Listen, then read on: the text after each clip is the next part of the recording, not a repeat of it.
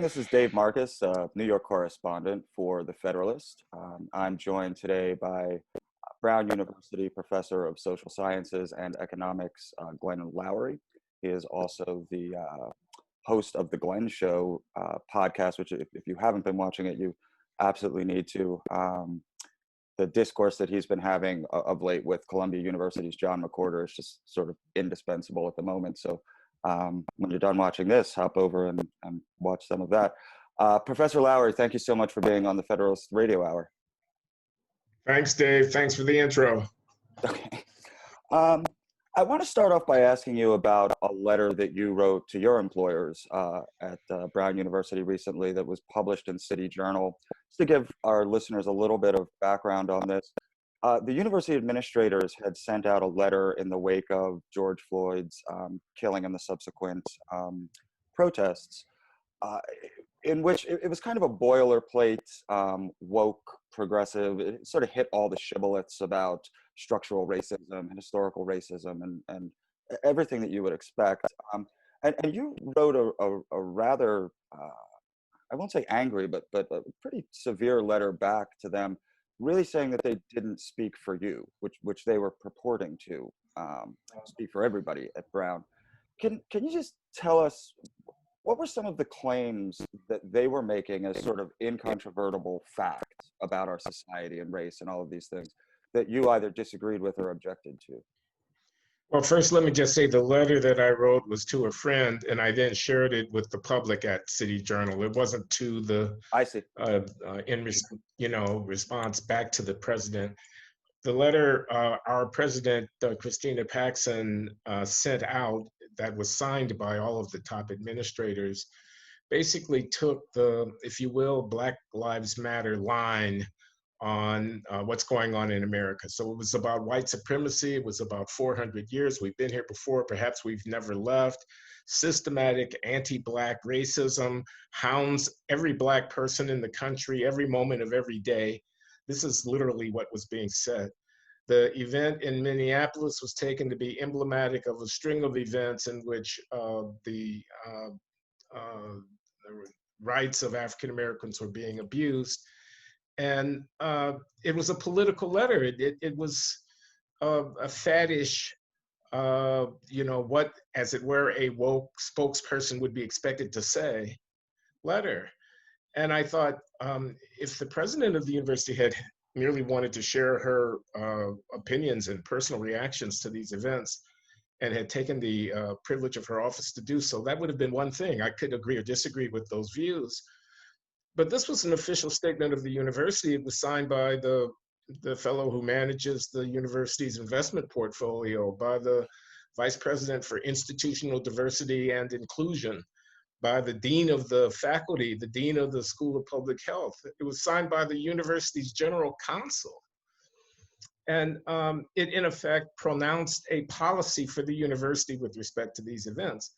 And two things disturbed me about that. I don't want to go on too long, but one was that it made it impossible, it seemed to me, to actually have critical, analytical discourse about these issues at the university, either in my classes or in my colloquy with colleagues, because the university has now pronounced on them from a particular point of view. How could I expose my students to a critical discussion when part of the dialogue was excised peripherally by the university's announcement? But the other thing that troubled me was, if the university were going to have something to say in response to social upheaval and so on, cheerleading would not be the thing that we would have to say. Some kind of historically rich critical analysis would be what we would have to say. We would compare it to the upheavals of the 1960s, or the demands for revolution to the Bolsheviks, or to the French Revolution, or something like that. We'd be talking about the risk to the society's social order of widespread violence. We'd have a critical, intellectually sophisticated response, not a faddish, Twitter-friendly, hashtag-driven response, which is what it was. We're not CNN. We're Brown University. We're not CNN.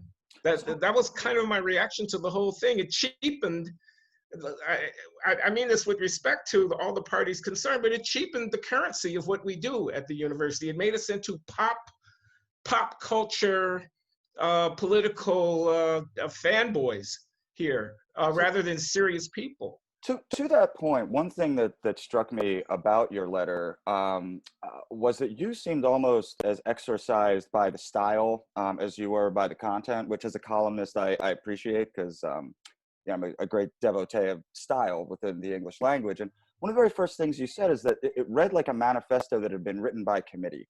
I sometimes think of these papers and these pieces that you see like at bingo when they have the hopper, right? And if you just wrote on the ping pong balls, you know, uh, privilege, white fragility, black bodies, it just threw them all in there and started pulling balls out. Quickly, you'd have a paper done and you could just sit back and wait for the awards to come in. Um, Yeah.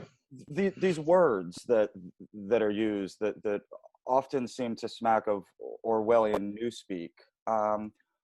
What effect, you know, you kind of called it pop culture or Twitter culture. What effect is that style of discourse having on your students, on the ability of people in the academy to have these very important conversations? Uh, well, I think it undermines the integrity of the discourse, and it is Orwellian. I do remember that essay, "Politics in the English Language," uh, and words take on a meaning of their own, divorced from any kind of empirical reality. So we speak of, anti-Black racism, systemic racism, white supremacy. I think these people use these terms, and they don't really even intend any kind of analytical or social scientific communication. They're really trying to evoke a certain sentiment. These words are tacit moves in some kind of game of guilt and shame and so on. So, if you account for every disparity by race, whether it be the incidence of the COVID-19 pandemic, whether it be the consequences of a war on drugs, whether it be the disparities in the distribution of wealth, the gap in the performance on admissions exams to a New York City public high school, uh, the interchange of angry words between people in a public park, the interactions between police officers like Derek Chauvin and citizens like George Floyd. Everything has to be now fitted into this box. So I don't think people are really trying to make a causal claim. They are making a kind of power move within a discourse, and they're demanding deference. And you asked me, what does it do to the ability to do what we do in the university? And I think it undermines it, because I think it kind of rules out of bounds certain kinds of arguments. If I were to say, for example, along with Heather McDonald, that the disparity in interactions with police officers by race is mainly driven by a disparity in the rates of criminal offending by race, a ton of bricks would fall away. If I were to say something about the Black family, adolescent boys not having fathers in the home, that affects the extent of discipline and the ability of the social mechanisms to, restrain and govern. Again, it would be something that would be unacceptable. So I don't know, maybe I'm off the point a little bit here, but No, that's what I'm thinking. I don't think so at all. I'd like to go back in time a little bit, though, to what I see as some of the roots of how we got to this woke moment, or whatever you want to call it. I found it very useful of late to dip into Werner Soler's book Beyond Ethnicity, which is just a wonderful volume about American identity and questions of whether American identity has to do with a descendancy or whether it's something that you consent to. Marvelous book, written in 1986. Also in 1986, the most popular show on television was The Cosby Show. Not only that, but the Huxtable family was the prototypical American family. It was upper middle class, Black, two professional parent household, somewhere around Fort Greene, Brooklyn, right? And this was sort of the American ideal. 3 years later, it was just 3 years, in 1989, Peggy McIntosh would write Unpacking the Invisible Knapsack and sort of usher in the age of privilege theory, Cliff's Notes version of Du Bois's Psychological Wage, but in really tasty bite-sized form that took off, right? That same year, Spike Lee dropped the movie Do the Right Thing in that same Fort Greene, Brooklyn neighborhood that is now suddenly a cauldron of racial tension. And I also think he introduced to the popular art world the concept of the microaggression. Because what is the racist act that causes all the trouble? It's that Sal's Pizza doesn't have any black entertainers on the wall, any pictures of them, right? That's 3 years. You were there. You were at the upper echelon. You were at Harvard University, I believe at that time. I don't know if you'd already moved over to Brown, but you were in the upper echelon of the academy. What is your recollection of that period of time? And did you know that something big was happening? That was stunning, Dave. That was really impressive, man. I know Werner Solers. We were colleagues when that book was published. It was he and I were both professors of Afro-American studies, as well as me being a professor of economics, him being a professor of English in the early 1980s. Now, I moved to the Kennedy School, but my first couple of years at Harvard, I was joint between economics and Afro-American studies, and Werner Solers was a professor of literature and Afro-American studies at Harvard. So have not read his book Beyond Ethnicity. Is that what you, is that, I have not read it, I confess that. But you're in the the acknowledgments. thesis does sound familiar. But you go over all of these things, and yeah, I remember Radio Raheem, and I remember, of course, I remember Do the Right Thing. I mean, it's an epic contribution to American film by Spike Lee.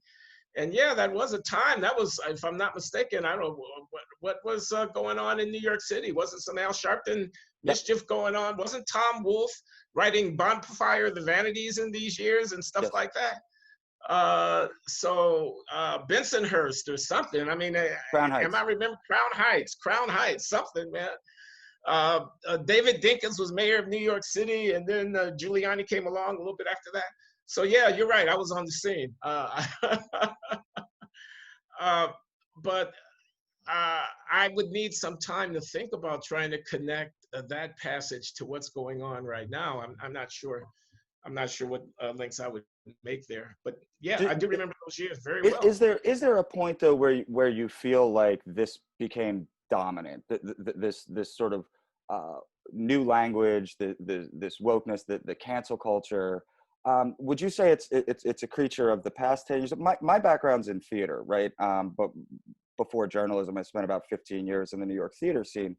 And much like the Academy, we knew about all these ideas way before they became popular in the broader culture, in the arts and in the Academy. Is there a point in time when you feel like this started to come into ascendancy? Because it certainly feels like it is now. Yeah, I'm not quite sure what to say. I mean, I'm thinking back. We had 9/11 and we had the Iraq War. That was certainly a shock to the system. We had the financial crisis of 2008, 2007, 2008, and we had the elevation of Barack Obama. Our time has come, you know, the hope and change kind of phenomenon. And we have had the rise of Donald Trump. I don't know. I'm not a culture critic, man. It sounds like you're the one who should be answering that question. I'm a mere humble social scientist over here. So I'm not sure that I can sort of give a diagnosis of how the zeitgeist has come to be what it is, culturally speaking. A lot of different things are going on. You know, the sexual revolution, LGBTQ, and all of that. A lot of stuff is going on. Well, let me try to bring it back a little to your wheelhouse then as a social scientist and economist. Please. Yes. We're in the midst of just an unprecedented event of having chosen to, I don't know if chosen's the right word, but we've suspended the economy, right? We've done this thing where you know, just lost 40 million jobs and we've closed the schools. It's just an unbelievable lockdown that we've never seen before.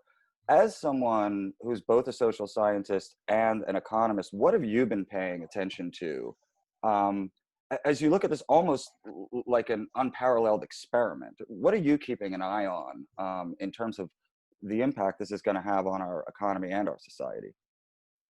Well, the thing that has struck me most as a social scientist is the nature of public decision making and, if you will, risk benefit, cost benefit, the reckoning of the various equities as choices are being made. How is public choice actually happening here? The role of expertise. How are these decisions informed by, both the empirical reality, the scientific understanding of process and all of that? I was disturbed from the very beginning that we undertake to do things and we know not what we do. We establish precedents that we'll have to live with, the consequences of which have not been really assessed. We are susceptible to moral panics, to a kind of mass hysteria of one kind or another as we, attempt to find perfect safety, as it were, that we're susceptible to a lot of demagoguery. I mean, politicians with blood on their hands. Think about the character of politics when that's the kind of accusation that's thrown around. James Scott, the political scientist at Yale. So you could quote him, I could quote him too, okay? James Scott is a political scientist, has a book called Seeing Like a State.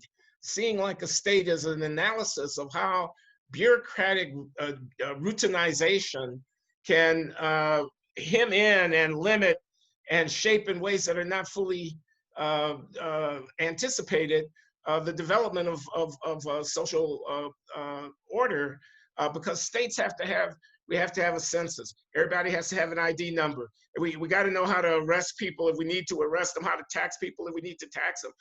Weights and measures have to be established. All kinds of, a state has to see bureaucratically, it has to see in ways that are able to be justified to the public. And it seems to me like in this pandemic, we've got an awful lot of state action that is,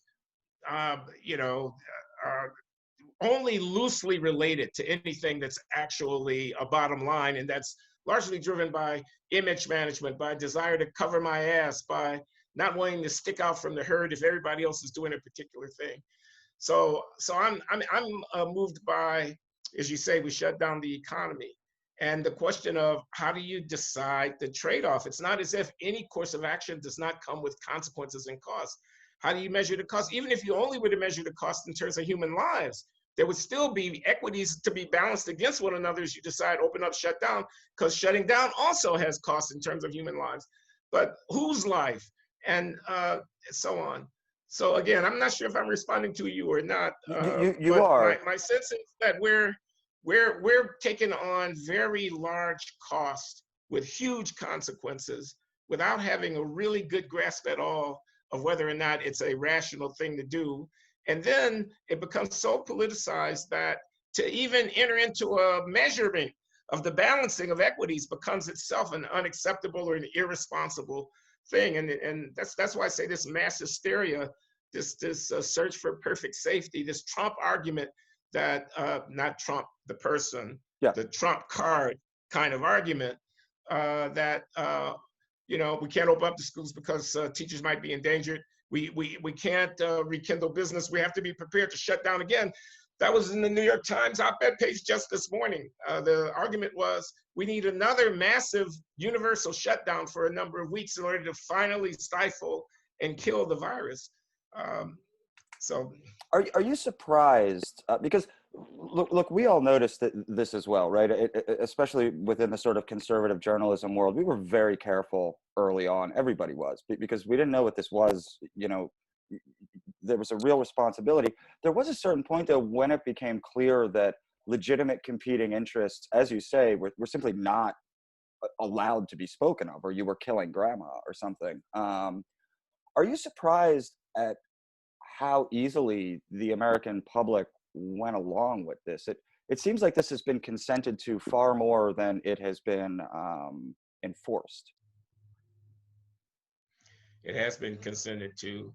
I'm not sure I understand it. Again, you need a really smart cultural critic to delve into all of these kind of social psychopolitical dynamics that are going on. I can't help but think, though, that the polarization surrounding the ascendancy of Trump is a part of the story.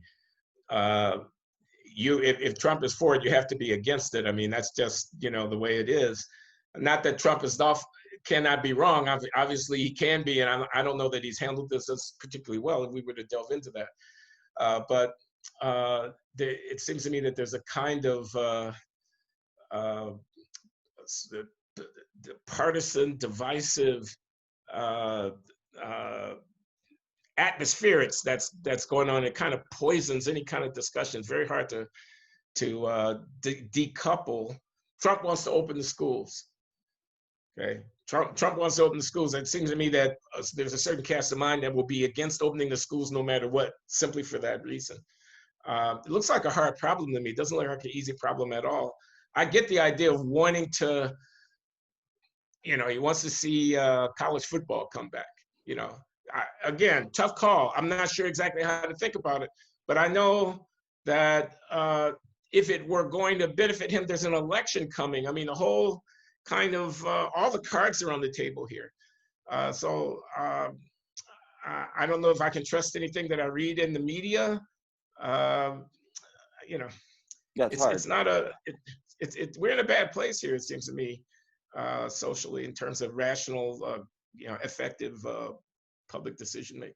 I would tend to agree. Now, on a recent, I think it was about 2 weeks ago, you had Professor McWhorter on your podcast, and you guys were talking about the fact that essentially what not broke the lockdown, but what really changed the dynamic were these protests all over the country. And I ran a piece, I think the next day, where I kind of beat myself up because I said I should have known that if there was one thing that would make epidemiologists say, well, maybe it is okay to gather in crowds, it would be protesting about racism. That is another You Trump should have card. said that. You would have looked like a genius if you I had know. said that in Yes, advance. hence beating myself up.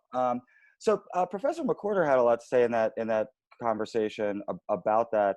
My recollection is that you said a little bit less. Were you surprised by that, or did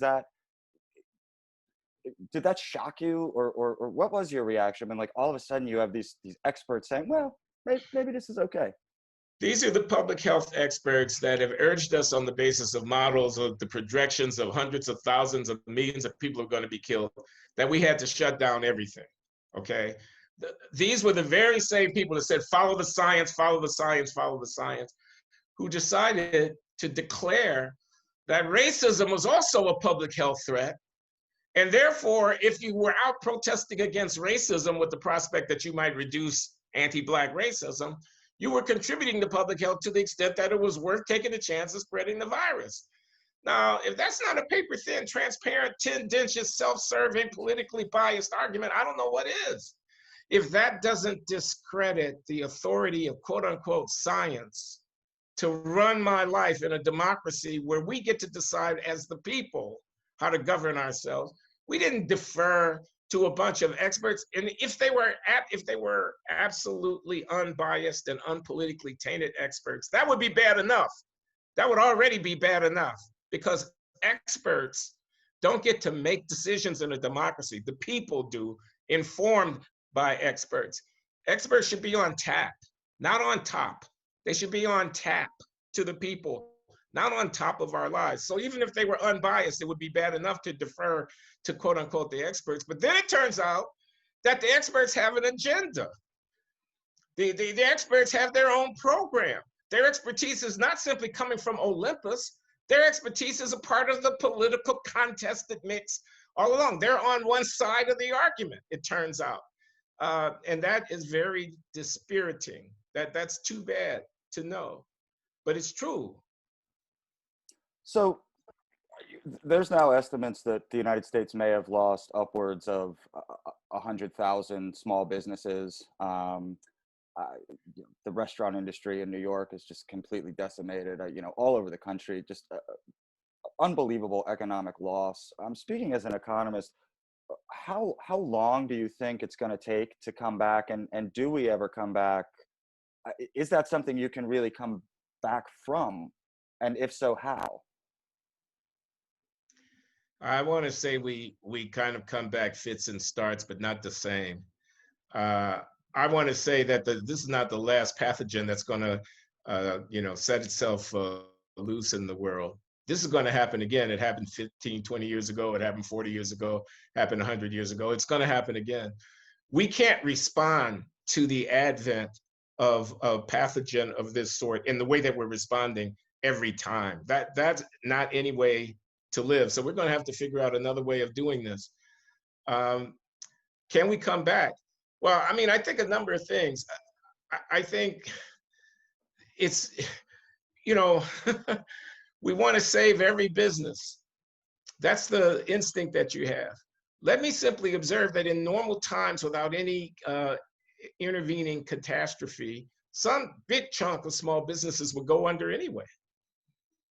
I don't know what the half-life of a small business is. I'll bet it's measured in less than 10, 6 or 8 years. I don't know. You know, maybe 3% or 5 or 7% of them succeed and become stable operations. A lot of ins and outs, a lot of ins and outs. The restaurant business is a tough business. So now this external event comes along, a pandemic, and the instinct is to save everybody and preserve everything. That's probably, as an economist, very inefficient, because some of those losses needed to have occurred in the ordinary course of events, and now they will all have been forestalled. Do you see what I'm saying? I do. I mean, that's just one thing. That's just one thing. I don't think it ever gets back to being exactly the way that it was before. That's the other thing that I want to say. And I think it comes back different, and it may be very hard to anticipate exactly how it comes back different. In my own industry, higher education, wonder if the advent of this virtual, this technologically mediated distance learning doesn't come out to be a game changer in the end, where it separates the intellectual instruction component from the campus life and social component, and maybe points toward new kind of models of how higher educational services can be provided. Maybe allow for certain kind of segmentation. Maybe a professor who's especially adept at teaching certain kinds of material could have 3 million students rather than 300 students listening to him or her give their lectures. Maybe you decouple, maybe you can mix and match. You can take a course here, you can take a course there, you can take a course there, and you can put them together into something that could be recognized in the market. The credentialing aspect of it, there are a lot of things that are co-produced. So research and teaching are co-produced in the modern university. The elite universities, they combine, but do they have to be? Could they be, specialized and separated? Could you have a kind of teaching intensive component and the research be supported elsewhere? I don't know. All these sinecures, this tenure, where people have these lifetime appointments, these 6-figure jobs, these relatively light workloads. I don't know if everything survives going forward. Things could be very different. Does this speak to a broader shift in, to some extent, not just the purpose of college, but specifically the Ivy League or the Seven Sisters? I myself didn't spend very long in college, but I did go to a relatively fancy prep school, and so I'm familiar with the concept of these places socially training you to be able to be in certain types of rooms. And it seems to me that up until recently, places like Harvard and Brown and Sarah Lawrence and these places, that was a key component of that education, was that now you could walk in anywhere and know what fork to use. And a kind of a finishing school. Huh? Yes, absolutely. And it strikes me that is not only less so today, but that's almost sort of like looked down upon. Is that something that's changed over the course of your career in terms of what the purpose of a place like Brown is? I'm sure it has changed. I mean, I was never on the inside of any of that. I came from Chicago, and I had been going to a community college before I transferred as a transfer student to Northwestern University, where I got a BA as a commuter student to what was a residential college, but I was a Chicago boy. I was already married with 2 kids when I graduated from Northwestern University in 1972. When I came east to MIT as a graduate student in 72, and then subsequently I went on as a professor, and I came back to Harvard as a professor in the 80s. I got to see, what the eating clubs and the fancy schmancy inside the social life of these preppies look like. I'd get invited over to one of the residential houses to give a lecture or something. I'd see them at Hasty Pudding or someplace like that, having their things. I'd see them on crew, at the regatta, the head of the Charles and whatnot, rowing, and their boaters and their bow ties and all of that kind of stuff. I don't know. My guess is society is very different now in the year 2020 than it was in 1980 or something like that. And that kind of thing doesn't have the same sway. It's probably dying out, I don't know what they're doing at Princeton. Princeton used to be a very, very kind of socially precious hothouse of stuff that's going on in the American establishment, and it's probably changed under all kinds of pressures. Again, you need a social critic to be able to give you chapter and verse on that. Yeah, it's interesting to me because I wonder, I mean, so many of our presidents have come out of Harvard or Yale or these places, and there really has been a sort of hegemony. And when I look at the new generation of political leaders, really in both parties, that seems to be breaking up. And it seems to me that on some level the power of the Ivy League and these elite academic institutions is already waning at a time when, as you say, this pandemic could really affect education in a whole host of ways. I mean, more broadly speaking, in terms of things like charters and school choice and stuff like that, do you think in cities like Chicago, where teachers' unions are fighting against coming back to school, do you think there's a risk of them overplaying their hand to the point where parents are going to have to find these other options and might start to like them? Yeah. I mean, the most obvious thing is you can see homeschooling getting a boost out of this. I think there's probably going to be more homeschoolers going forward, even after the pandemic dust settles, than there were going into the thing, because some people on that particular margin, obviously that's not something everybody can do, but some people find that they find it relatively more attractive. I mean, I don't know about the politics of shutdown and returning for teachers. It's not such a good look, is it? Where the teachers are saying it's unsafe for us to go back into a classroom, but you got the people at your pharmacy or your grocery store or whatever who have to come into work every day. It's, and you've got the kids, and the kids have an imperative of their own. I mean, yes, their safety is important, although it is also important to notice that they're much less vulnerable to severe morbidity and mortality than older people. But it's also very costly to their development. The idea that you can substitute the social and pedagogic function of in-person education, that you can substitute that at distance, I don't think that works, man. And I especially don't think it works for the kids who are from the least advantaged, most stressed out, most underfunded kind of social environments. Those kids are going to lose out. It just seems to me that that's inevitable. A kid with motivation is one thing. You put them in front of a computer and you tell them to get their lesson. The kid that, like many kids, may not have that kind of self-starter dynamic, may not have a parent who's equipped or engaged enough to kind of fill in that gap. I mean, that kid is really going to be falling behind. I worry about that a lot. So I don't know. Yeah, the teachers could conceivably play their overplaying it. There could be political backlash.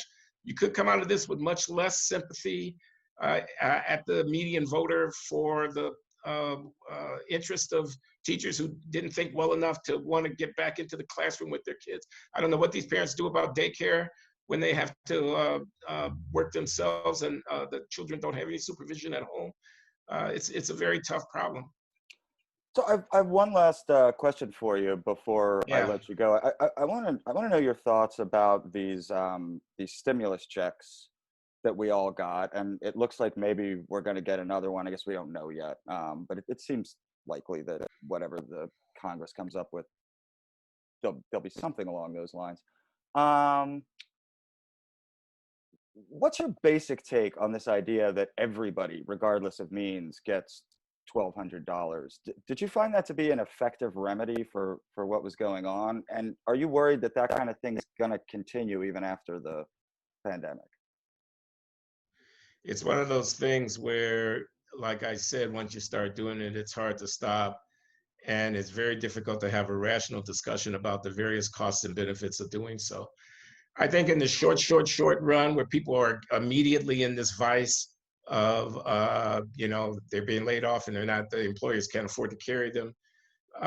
You've got an argument for some kind of emergency relief. I think as a way of doing business going forward, there's a reason why unemployment insurance is limited. I mean, there's incentive issues that are involved.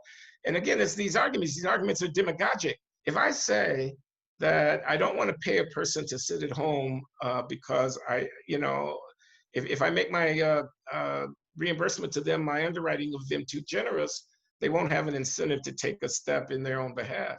And there's a margin there. People are making decisions. Now, maybe any given person stands very well to one side of that margin, but in a country of hundreds of millions of people, there are going to be thousands upon tens of thousands whose decisions will be affected by things of this kind. And if I say that, and someone says, well, what are you doing? You're saying that people are lazy? And, I'm just saying that individuals respond to incentives. That's all I'm saying. And incentives matter. I don't want to be unmindful of that. So that's a worry about the long run institutionalization of the reflexive practice of trying to hold everybody harmless in a situation where we are subjected to risks that are ongoing. But the emergency bailout kind of phenomenon, the economy is going to take a hit. We want to have some stimulus. People are taking a hit. We want to give them some social insurance. I'm not going to fall on my sword about that. No easy choices, Professor. Thank you so much for joining us and for all of your insight on all of this, and best of luck in whatever the school year is going to look like. Well, we'll see. It's going to be interesting. Thanks. Good to be with you, Dave. Thank you.